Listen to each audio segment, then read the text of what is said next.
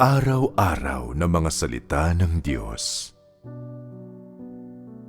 Ang panimula ng pagkakaroon ng takot sa Diyos ay pagtrato sa Kanya bilang Diyos. Kani-kanina lamang mayroong nagtanong, paano nangyari na kahit mas marami tayong alam tungkol sa Diyos kaysa kay Job, hindi pa rin tayo makapagpitagan sa Kanya? Natalakay na natin ng kaunti ang bagay na ito dati, hindi ba?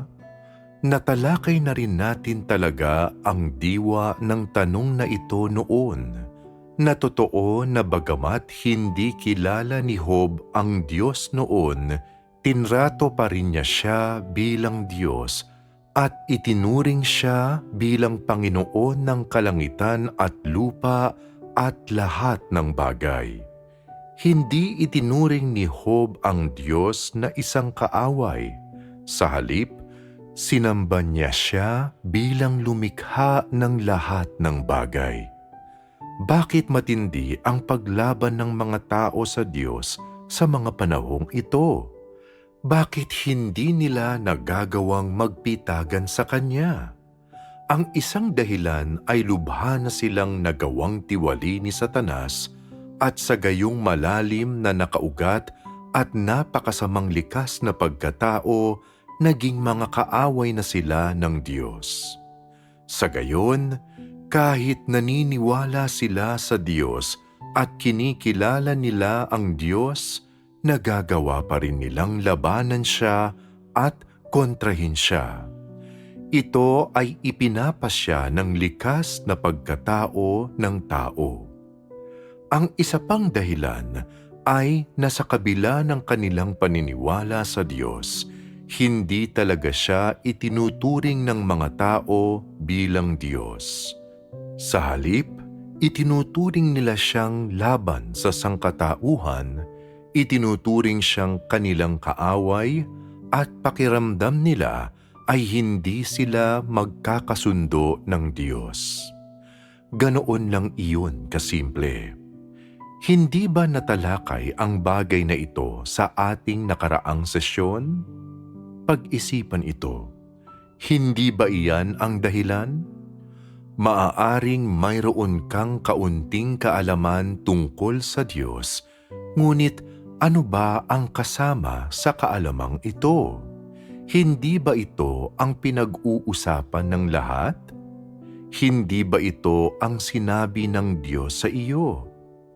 Pamilyar ka lamang sa teoretikal at doktrinal na mga aspeto nito, ngunit nalugod ka na ba sa tunay na mukha ng Diyos? Mayroon ka bang pansariling kaalaman?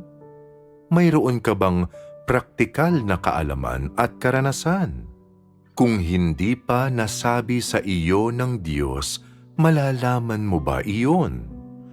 Ang iyong teoretikal na kaalaman ay hindi kumakatawan sa tunay na kaalaman.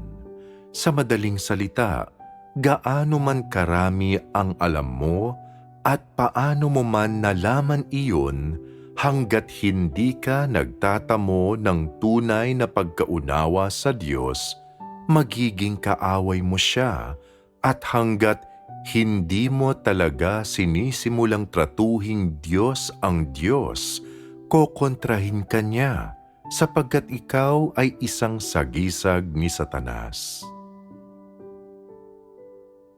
Kapag kasama mo si Kristo, marahil ay maaari mo siyang silbihan ng pagkain 3 beses sa isang araw, o marahil ay silbihan siya ng tsaa at asikasuhin ang kanyang mga pangangailangan sa buhay. Magmumukhang natrato mo na si Kristo bilang Diyos. Tuwing may nangyayari, palaging sumasalungat ang mga pananaw ng mga tao sa Diyos. Laging hindi maunawaan at matanggap ng mga tao ang pananaw ng Diyos.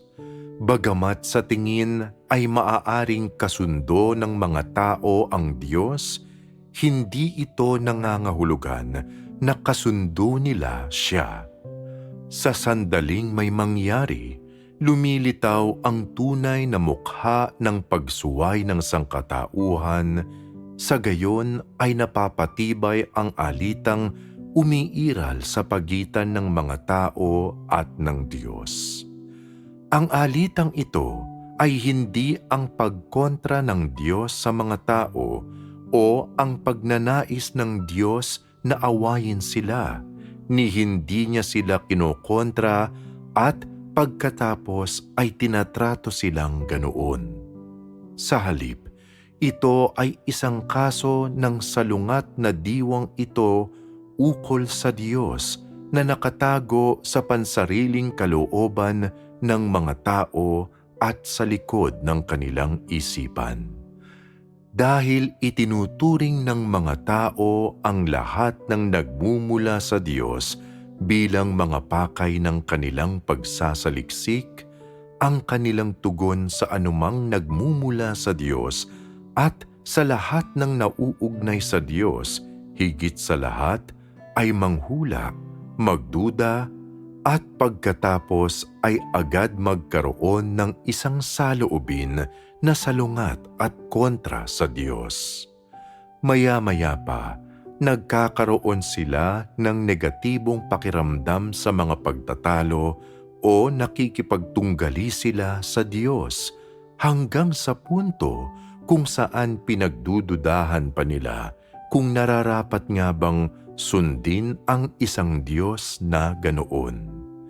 Sa kabila ng katotohanan na sinasabi sa kanila ng kanilang pagkamakatwiran na hindi sila dapat magpatuloy sa ganitong paraan, pipiliin pa rin nilang gawin iyon kahit ayaw nila. Kaya magpapatuloy sila ng walang pag-aatubili hanggang sa pinakahuli. Halimbawa, ano ang unang reaksyon ng ilang tao kapag naririnig nila ang ilang tsismis o paninirang puri tungkol sa Diyos? Ang una nilang reaksyon ay ang mag-isip kung totoo ang tsismis na ito o hindi at kung umiiral ang mga tsismis na ito o hindi, at pagkatapos ay hinihintay nila kung ano ang mangyayari.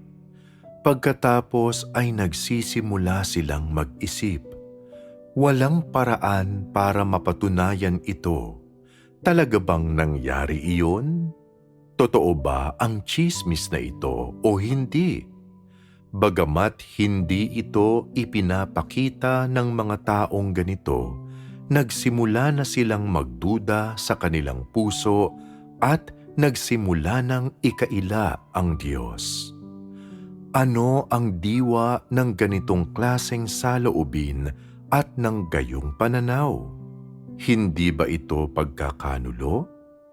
Hanggat hindi sila nahaharap sa bagay na ito, hindi mo makikita ang mga pananaw ng mga taong ito. Tila hindi sila sumasalungat sa Diyos at parang hindi nila siya itinuturing na kaaway. Gayunman, sa sandaling maharap sila sa isang problema, agad silang kumakampi kay Satanas at lumalaban sa Diyos. Ano ang ipinahihiwatig nito? Ipinahihiwatig nito na magkasalungat ang mga tao at ang Diyos. Hindi naman sa itinuturing ng Diyos ang sangkatauhan bilang kaaway, kundi ang mismong diwa ng sangkatauhan ang salungat sa Diyos. Gaano man katagal nang nakasunod ang isang tao sa Kanya o gaano man kalaki ang halagang ibinayad nila at paano man nila pinupuri ang Diyos, paano man nila pigilan ang kanilang sarili sa pagsuway sa Kanya, at gaano pa man nila hinihimok ang kanilang sarili na mahalin ang Diyos, hindi nila kailanman magagawang tratuhin ang Diyos bilang Diyos. Hindi ba ito ipinapasya ng diwa ng mga tao? Kung tinatrato mo siya bilang Diyos at tunay kang naniniwala na siya ay Diyos, maaari ka pa rin bang magkaroon ng anumang mga pagdududa sa Kanya? Maaari ka pa rin bang magkimkim ng anumang mga pagdududa tungkol sa Kanya sa puso mo? Hindi na maaari, hindi ba? Ang mga kalakaran ng mundong ito ay napakasama at ang sangkatauhan ding ito. Kaya paano ka hindi magkakaroon ng anumang mga kuro-kuro tungkol sa mga ito? Ikaw mismo ay napakasama. Kaya paano nangyari na wala kang mga kuro-kuro tungkol diyan? Gayunman, sa ilang tsismis lamang at ilang paninirang puri ay maaaring magpasimula ng gayon kalalaking kuro-kuro tungkol sa Diyos at humahantong sa iyong pagkakaroon ng napakaraming imahinasyon na nagpapakita kung gaano kamusmos ang iyong tayog. Ang paghugong lamang ng ilang lamok at ilang nakakainis na mga langaw, sapat na ba iyan para malinlang ka? Anong klaseng tao ito? Alam mo ba kung ano ang iniisip ng Diyos tungkol sa gayong mga tao? Ang saloobin ng Diyos ay talagang napakalinaw hinggil sa kung paano niya sila tinatrato. Iyon ay na ang pagtrato ng Diyos sa mga taong ito ay ang balewalain lamang sila. Ang kanyang saloobin ay huwag silang pansinin at huwag seryosohin ang mangmang na mga taong ito. Bakit ganoon? Ito ay dahil sa puso ng Diyos. Hindi niya kailanman binalak na tamuhin ang mga taong iyon na nangakong maging kagalit niya hanggang sa pinakahuli at hindi kailanman nagbalak na hanapin ang daan ng pagiging kaayon niya. Marahil ay maaaring masaktan ang ilang tao sa mga salitang nasambit ko. Handa ba kayo na lagi ko kayong saktan ng ganito? Handa man kayo o hindi, lahat ng sinasabi ko ay ang katotohanan.